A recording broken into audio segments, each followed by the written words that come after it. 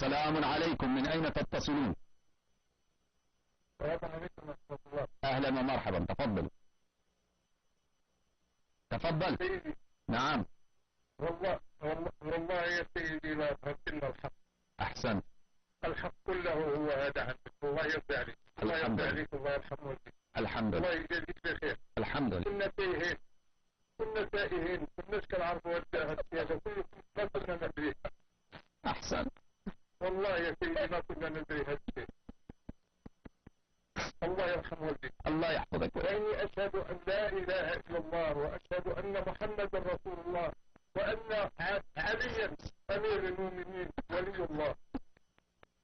أحسنت، بارك الله فيك، أشكرك، بارك الله. والله تبكينا يا الله تبكينا يا سيدي، والله تبكينا، تصلح قلوبنا. أحسنت، بارك الله فيك، الله يحفظك، الله يرعاك. الله وأنا يرحم والديك، الله يجازيك بخير، الله يكثر خيرك، الله يحفظك، الله يوفق معك، الله الله يرعاك. يحفظك، الله ينجيك، أشكرك، الله ينجيك.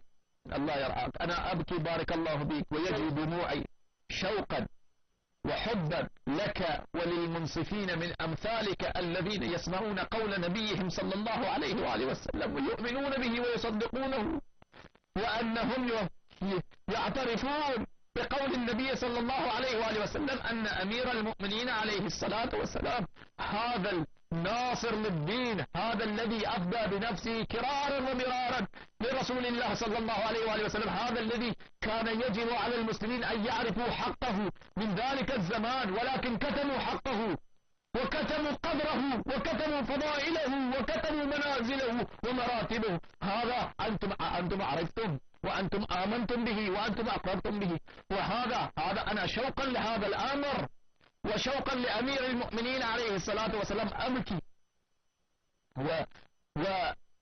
ودموعي يجري على خدي لهذا الأمر أخي المحترم. وأشكرك وأشكر المنصفين من أمثالك، فأقول لكم أيها المستمعون وأيها المشاهدون لهذه القناة المباركة، أنا طرحت عليكم وبينت لكم، والآن فقد بدأت في الليالي القادمة إن شاء الله أبين لكم أكثر. قولوا لي هل يا أيها العلماء العمرية هل عندكم رد على قول رسولكم صلى الله عليه وآله وسلم؟